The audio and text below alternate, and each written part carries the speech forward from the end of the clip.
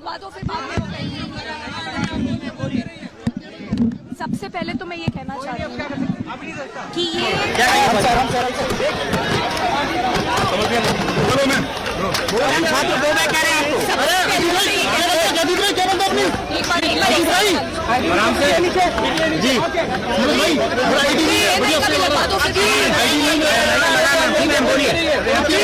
सबसे पहले तो मैं ये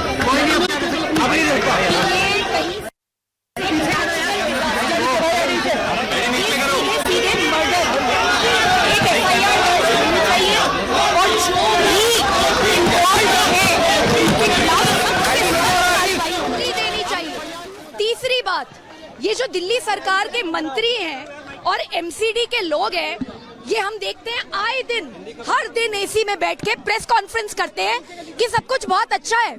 मेयर ने तो यहाँ तक बोला था कि मॉनसून आने वाला है, एंजॉय कीजिए। ये है एंजॉयमेंट। आज बच्चों में इतना गुस्सा है, इतना रोष है, वो रात से यहाँ बैठे हैं। तीसरी बात, ये जो दिल्ली सरकार के मंत्री हैं और एमसीडी के लोग हैं, ये हम देखते हैं आए दिन हर दिन एसी में बैठ के प्रेस कॉन्फ्रेंस करते हैं कि सब कुछ बहुत अच्छा है। मेयर ने तो यहाँ तक बोला था कि मॉनसून आने वाला है, एंजॉय कीजिए। ये है एंजॉयमेंट। आज बच्चों में इतना गुस्सा है, इतना रोष है, वो रात से यहाँ बैठे हैं और अभी तक उनसे मिलने कोई नहीं आया। उनके सवालों का जवाब कौन देगा? दिल्ली सरकार और एमसीडी को जवाबदेही तय करनी ही होगी। एफआईआर दर्ज होनी चाहिए।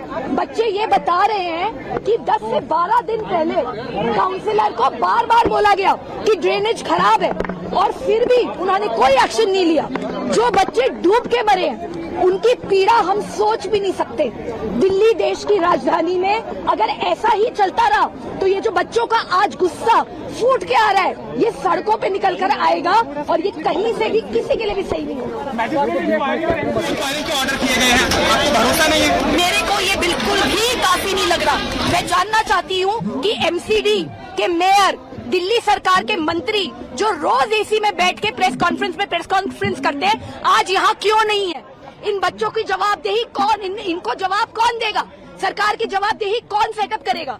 मैं ये सवाल संसद में उठाऊंगी। मैं बच्चों से मिली हूँ, काफी सारे बच्चों ने मुझे बताया है कि क्या क्या हुआ है। उन्होंने मुझे बताया है उनकी क्या डिमांड है, वो सारी डिमांड मैं संसद में रखूंगी। कहीं बेसमेंट में लाइब्रेरी चल रही है, का वक्त है, कहीं कभी पानी बढ़ जाने की आशंका हमेशा बनी रहेगी, चाहे मुखर्जी नगर हो चाहे राजेंद्र नगर। ये एक तरीके से एक मर्डर है, मैं इसे मर्डर मानती हूँ। मैं इसे कहीं लापरवाही नहीं मानती, कहीं से भी डिजास्टर नहीं मानती। कौन जिम्मेदार है इस मर्डर के? मैम क्या कहना चाहती हैं?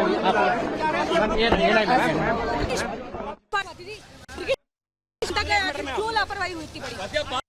छात्रों ने बात की आपसे, आपने अपने लेवल से आई थी आप? जी, मेरी छात्रों से बात हुई है। छात्र बहुत गुस्से में हैं और मैं ये मानती हूँ कि ये कहीं से भी सरकारी लापरवाही का मामला नहीं है, ये मर्डर का मामला है। ये मर्डर हुआ है, एफआईआर दर्ज होनी चाहिए। बच्चों ने ये तक बताया कि किस तरीके से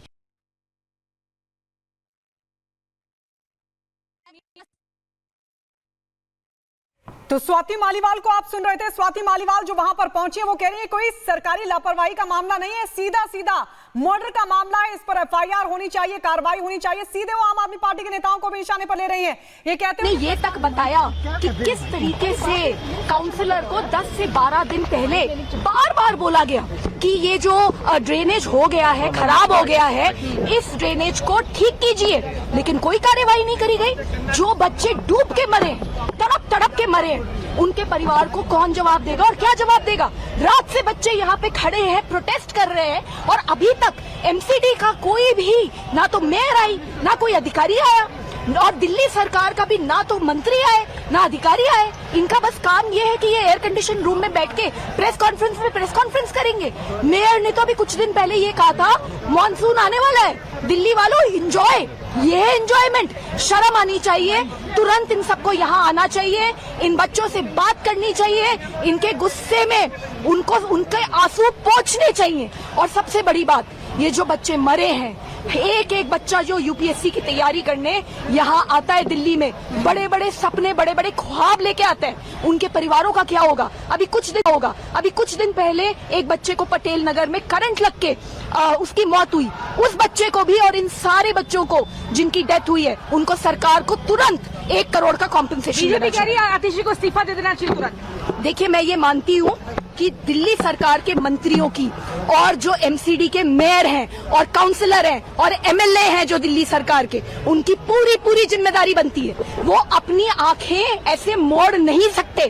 कितनी शर्म की बात है कि 12 घंटे हो गए, अभी तक कोई नहीं आया, अभी तक कोई इन बच्चों से बात करने को तैयार नहीं है। सरकार के लोगों पे भी एफआईआर होनी चाहिए। बिल्कुल एफआईआर होनी चाहिए। वो काउंसलर कौन है जिससे बार बार बोला गया और उसने सफाई नहीं करवाई? ऊपर से लेकर नीचे तक सब पे एफआईआर होनी चाहिए, एक्शन होना चाहिए। ये मर्डर है, ये कहीं से भी लापरवाही का मामला नहीं है। कितने बच्चे और मरेंगे? मजिस्ट्रेट जांच के आदेश दिए क्या? पार्लियामेंट चल रही है, आप पार्लियामेंट में मुद्दा उठाएंगे? मैं बिल्कुल पार्लियामेंट में ये मुद्दा उठाऊंगी।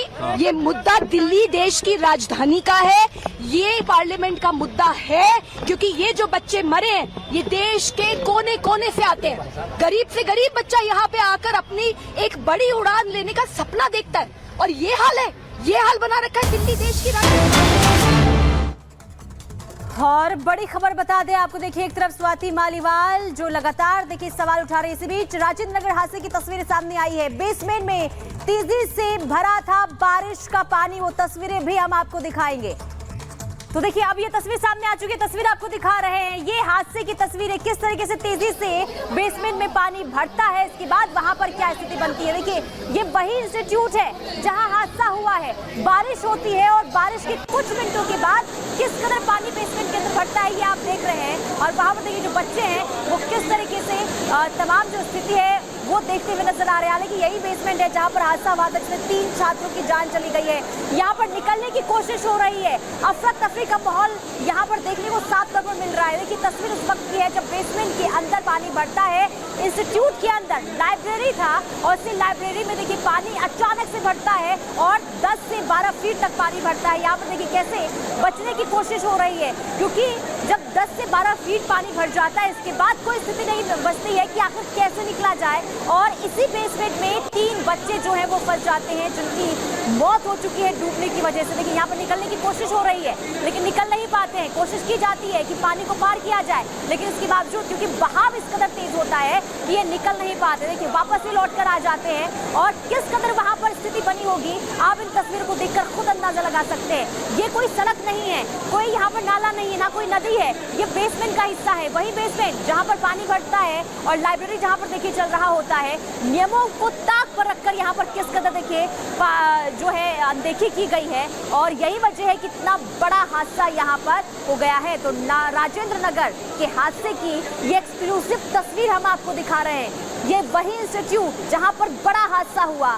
इस हादसे का आखिर जिम्मेदार कौन है, ये सवाल अभी भी, क्योंकि कई नियम होते हैं जिसके तहत जो है इंस्टीट्यूट बनाए जाते हैं, लेकिन यहाँ पर उन नॉर्म्स को फॉलो नहीं किया गया और यही वजह है कि हादसा हो जाता है। और देखिए जानकारी ये भी मिल रही है कि कई बार शिकायतें की गई ड्रेनेज को लेकर, लेकिन इसके बावजूद भी कोई कदम नहीं उठाया गया और इसके बाद ये लापरवाही इस कदर होती है कि 3 बच्चों की जान चली जाती है। अब ये 2 तस्वीर आपको दिखा रहे हैं, इमारत के अंदर की तस्वीर और इमारत के बाहर की तस्वीर दिखा रहे हैं। ये इमारत के अंदर पानी घुसता है, इसके बाद लोग जो है वो निकलने की कोशिश करते हैं लेकिन इसके बावजूद निकल नहीं पाते हैं। इमारत के बाहर भी वही स्थिति बनी हुई है जहां लोग जो हैं वहां पर परेशान नजर आते हैं और चारों तरफ आप देख सकते हैं कि पानी ही पानी नजर आ रहा है। और ये सिर्फ लापरवाही सिस्टम की है, क्योंकि बार बार शिकायत की गई थी कि यहाँ पर जो है बारिश के बाद पानी भर जाता है, कोई कदम उठाइए, लेकिन नजरअंदाज किया गया और इसका नतीजा ये। और जतिन का रुख कर लेते हैं। जतिन हमारे साथ लाइव जुड़ चुके हैं। जतिन देखिए जो तस्वीरें सामने आई है, 2 तस्वीरें, वो तस्वीरें बताती है कि आखिर क्या वहां पर मंजर रहा होगा और यही वजह है कि पूरा हादसा हुआ है। जरा इस तस्वीरों को विस्तार से बताइए